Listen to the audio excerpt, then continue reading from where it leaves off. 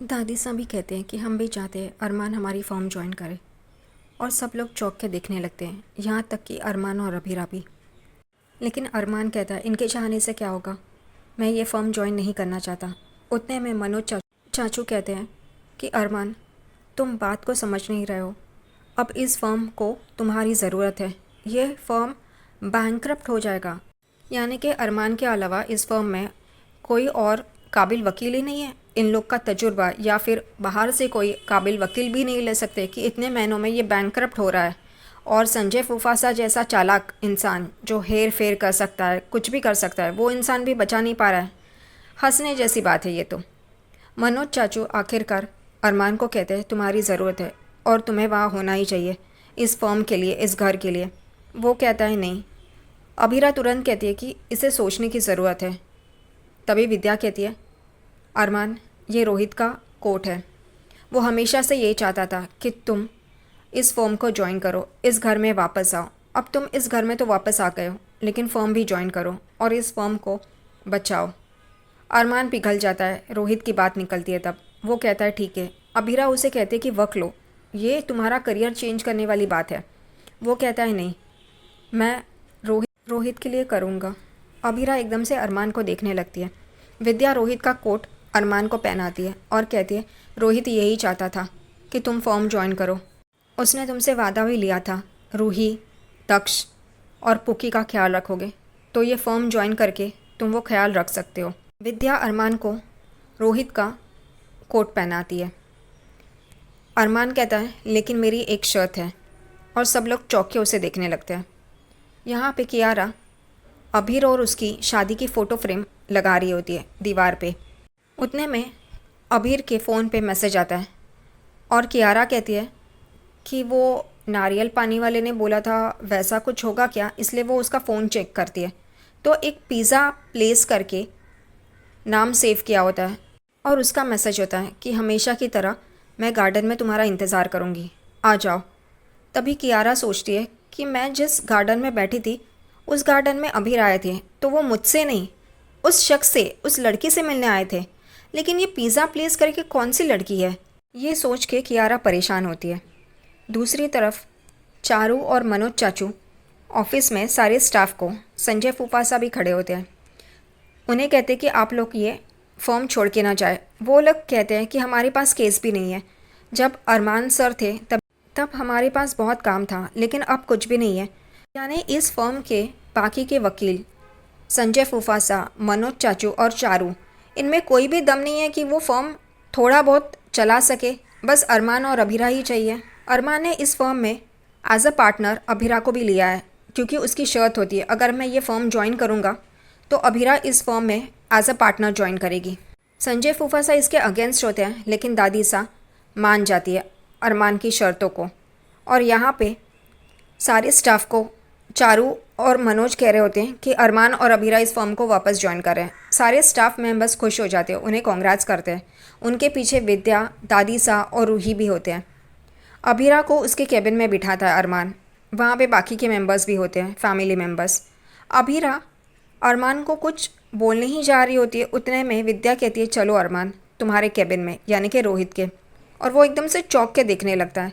विद्या अरमान को रोहित के केबिन में लेके आती है। अरमान विद्या को कहता है मैं अपने केबिन में बैठ जाऊंगा, लेकिन विद्या नहीं मानती। विद्या रोहित के केबिन में ही उसे लेके आती है और अरमान दूसरी चेयर पे बैठने जा रहा होता है, लेकिन विद्या अरमान को रोहित के चेयर पे बिठाती है और अरमान भी आखिरकार बैठ ही जाता है। अब विद्या अरमान में रोहित देख रही है और वो यही सोच रही है कि ये रोहित है। दूसरी तरफ अभीरा अपने चेयर पे बैठी होती है। वहाँ पे दादी सा भी खड़ी होती है, वो भी बैठ जाती है और अभीरा का नेम प्लेट देख रही होती है, अभीरा शर्मा। अभीरा कहती है क्या हुआ दादी सा, आपको बुरा लग रहा है मैं यहाँ पे हूँ? वो कहती है नहीं, हमें ये लगता है कि तुम ये पोद्दार सरनेम क्यों इस्तेमाल नहीं करती, क्योंकि तुम्हें इस फैमिली से लगाव नहीं है, इस वजह से। दूसरी तरफ रूही रोहित की नेम प्लेट देख रही होती है। एज अ वकील उसकी नेम प्लेट होती है और उसके हाथ से गिर जाती है और अरमान के पैरों के यहाँ पे गिरती है। अरमान उठाता है। मनोज चाचू कहते हैं मैंने तो स्टाफ को कहा था नया नेम प्लेट लाने के लिए तुम्हारे नाम का, इन्होंने चेंज नहीं करवाया। और रूही देख रही होती है। अरमान कहता है कोई बात नहीं, ये नेम प्लेट यहीं पे रहेगा। दूसरी तरफ अभिरा और दादीसा में तू मैं चल रही होती है। दादीसा उसे बता रही होती है कि तुम्हारा बच्चा होने के बाद तुम और अरमान तो इस घर से निकल जाओगे। अभिरा कहती है ये आपकी गलतफहमी है, हम लोग नहीं जाने वाले। दादीसा कहती है अच्छा, यानी कि तुम अब यहीं पे रहोगी? वो कहती है हाँ। दादीसा और अभिरा में बहस हो रही होती है। दादीसा कहती है अब तुम्हारे ऊपर ज़्यादा जिम्मेदारियां हैं। एक तो ये फर्म संभालो, घर संभालो क्योंकि घर वाले दुख में हैं, ऊपर से रूही, दक्ष और तुम्हारे आने वाला बच्चा। देखते हैं तुम कैसे संभालती हो। और वो वहाँ से चली जाती है। अभीर देखता है कि वो फ्रेम गिर गई है और उसे लगता है कि कियारा को शायद वो कांच चुभी होगी और चोट लगी होगी। इस वजह से वो कियारा के पास आता है और उसका हाथ देखता है कि तुम्हें कहीं चोट लगी है क्या, क्योंकि वो रो रही होती है। वो उसका हाथ देखता है और कहता है कि तुम्हें तो कहीं चोट नहीं लगी है, ये फ्रेम ऐसे ही गिर गई है क्या नीचे? कोई बात नहीं। वो कहती है चोट तो लगी है लेकिन इस वजह से नहीं। अभीर को उसके मोबाइल पे एक मैसेज आता है कि 10 मिनट में मैं निकल रही हूँ, तुम भी आ जाओ। और वो कियारा को कहता है मुझे काम से बाहर जाना है। कियारा कहती है आप अब सिंगिंग तो नहीं करते, फिर कहाँ जा रहे हो? तो वो कहता है कि मुझे मेरे एक फ्रेंड से मिलने जाना है। और वो वहाँ से जा रहा होता है। जाते जाते वो कहता है कि मैं स्टाफ से बोल दूँगा ये सब उठा ले, तुम मत उठाना। कियारा रोते रोते ही देख रही होती है अभीर को जाते हुए और वो कहती है कि आज तो मैं उस लड़की को देख के ही रहूँगी, कौन है वो। और वो वहाँ से जा रही होती है, उतने में उसके पैर में वो कांच चुभ जाती है और खून निकलता है। लेकिन फिर भी वो वैसे ही लंगड़ाते हुए अभीर के पीछे जाती है उस लड़की को देखने के लिए जिससे अभीर मिलने जा रहा है। कैबिन में फ़ाइलों के बीच अभीरा बैठी होती है और वहाँ पे उसके कैबिन में अरमान आता है और देखता है तो इतनी सारी फाइलें पड़ी है। वो नॉक करता है और कहता है शर्मा जी आप इतना काम कर रही हो? अभीरा कहती है हाँ, क्यों तुम्हें काम नहीं है? वो कहता है कि मैं इससे पहले इस फर्म का पार्टनर रह चुका हूँ तो मुझे पता है काम कैसे करना है।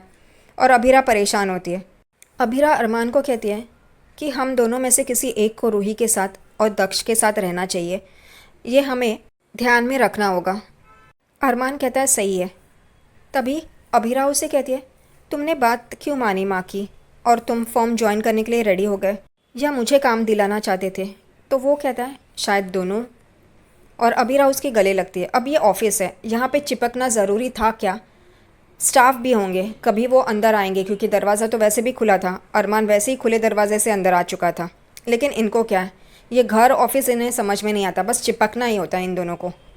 अरमान कहता है कि मुझे अनकंफर्टेबल फील हो रहा है। अभीरा कहती है क्यों, क्या हुआ? तो वो कहता है ये कोट रोहित का थोड़ा सा अनईजी लग रहा है मुझे। अभीरा वो कोट निकालती है और अरमान को पूछती है अब कैसा लग रहा है? वो कहता है अच्छा लग रहा है। अभीरा कहती है कोट निकाल देना चाहिए था ना। तभी अरमान कहता है माँ को चाहिए था ना मैं रोहित का कोट पहनूं। अभीरा कहती है लेकिन माँ तो कब की चली गई ना, तो निकाल देते।